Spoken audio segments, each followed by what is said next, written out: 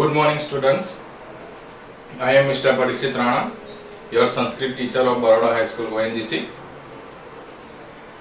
Today I will discuss unit number 2 of 10th standard Sanskrit. The title of this unit is Yad Bhavishyo Vinasyati. This chapter has been written by the writer Vishnu Sharma. He has written one book named Panchatantra. Panchatantra means 5 tantra. So these are the 5 tantras: Mitra Vedam, Mitra Samprapti, Kakolukiyam, Labdha Pranasam and Aparikshit Karakam. This chapter has been taken from Mitra Vedam. Another writer has also written this story. The name of another writer is Narayan Pandit. He has written also one book named Hitopadesh, Hitaha Upadesaha. There are also 4 chapters in this book. The first chapter is Mitra Labha, second chapter is Suhad Bheda, third is Vigraha, and the fourth is Sandhi. And this story has been taken from this 4th chapter, Sandhi. Friends, I have selected only the first paragraph of this unit because with translation I want to discuss the grammar also, and grammar is also very important to score the marks in SSC board exam. So concentrate your mind here. First of all, I will read this paragraph. Friends, there are 2 types of reading: Sandhi Mukt and Sandhi Yukt. So here Sandhi Mukt reading. पुरा एकस्मिन् जलाशये अनागत विधाता प्रत्युत्पन्नमतिः यद् भविष्य च इति त्रयो मत्स्याः वसन्ति स्म। अथ कदाचित् तं जलाशयं दृष्ट्वा धीवरैः उक्तम्, अहो बहुमत्स्यः अयं हदः, कदाचित् अपि न अस्माभिः अन्वेषितः, तद अद्य आहार वृत्तिः सज्जाता। स्वः अत्र आगम्य, दिस इज अ संधि मुक्त रीडिंग. अत्र आगम्य इज संधि युक्त वर्ड. अत्रः प्लस आगम्य इज अ संधि मुक्त वर्ड. स्वः अत्र आगम्य मत्स्य कूर्म आदि व्यापादयित्वा इति निश्चय. Okay? So now the translation of this paragraph. Line to line, word to word I will translate. Pura means earlier. Ekasmin, one. Jalasaya, in the pond. Anagat vidhata, Pratyutpannamati and Yad Bhavishya. These are the name of 3 fish. Trayo Matsyaha, 3 fish. Vasanti Sma, live. So once there was 3 fish named Anagat Vidhata, Pratyutpannamati and Yad Bhavishya lived in one pond. किसी एक तालाब में पहले 3 मछलियां जिसका नाम है अनागत विधाता, प्रत्युत्पन्नमति और यद भविष्य रहती थी. अथ नाउ कदाचित वंस तम जलाशयम दृष्ट्वा हैविंग सीन दैट पॉन्ड धीवरैहि फिशरमैन उक्तम said. So having seen that pond, fisherman said. क्या कहा उन्होंने? तालाब देखकर फिशरमैन आपस में बात करने लगे. क्या कहा? अहो बहुमत्स्यः अयं हदः. Oh, this pond is full of variety of fish. कदाचित अपि न अस्माभिः अन्वेषितः. Anvesitaha means seen and asmabihi means we. We have not seen yet earlier, हमने कभी ऐसा तालाब पहले कभी नहीं देखा। तद अद्य, अद्य मीन्स टुडे एंड स्वः means tomorrow, these two are the opposite words. So तद अद्य, सो टुडे, आहार वृत्ति ही सज्जाता, means of meal is ready. स्वः टुमारो, अत्र आगम्य कमिंग हियर, मत्स्य कूर्म आदि व्यापादयितव्या शुड बी किल, या तो किल। इति निश्चय, इति निश्चय means it is our decision that tomorrow we will come here and kill the fish and tortoise. Okay, so this is the translation of this paragraph. Now grammar. I have already underlined the words of grammar.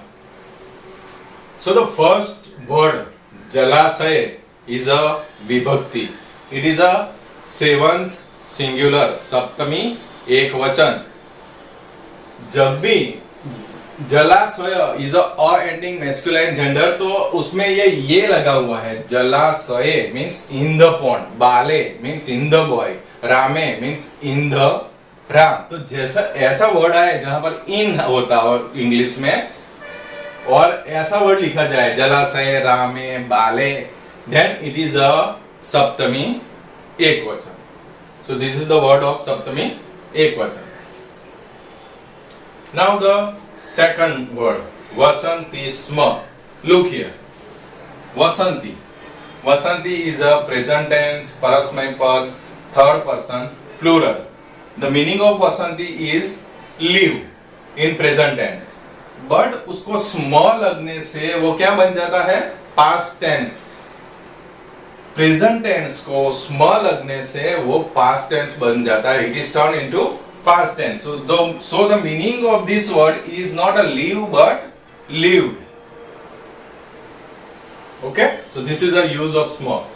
Now jalasayam, this is a compound samas. Which samas? Sashti tatpurush. Look here, if I disjoin this word jalasya plus ashaya, jalasya plus asaya means place and jalasya means of water.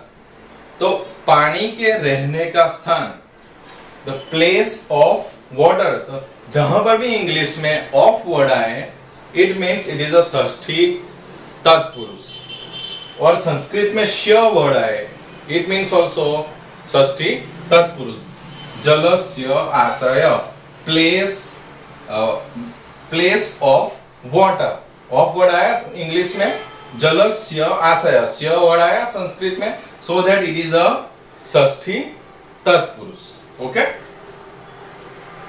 This is also compound, बहुमत्स्यो अयम हद, बहुमत्स्यो, full of variety of fish, this is a बहुव्रीहि समास। According to the rules of बहुव्रीहि समास, if the word suggest about the third person, किसी तीसरे व्यक्ति की बात की जाए, तब वह बहुव्रीहि समास कहा जाता है। यहाँ पर क्या कहा है? बहुमत्स्य अयम हदः, जहां पर बहुत सारी मछलियां रहती है वैसी जगह।